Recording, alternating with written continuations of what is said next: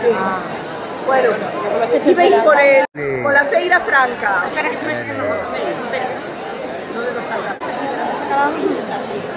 Sí. Que se diviertan muchísimo, que disfruten de la fiesta, es una fiesta de las mejores de nuestra ciudad. Me babo con el vino, no me extraña porque está buenísimo.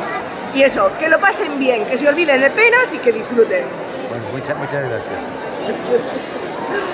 Con la Feira Franca.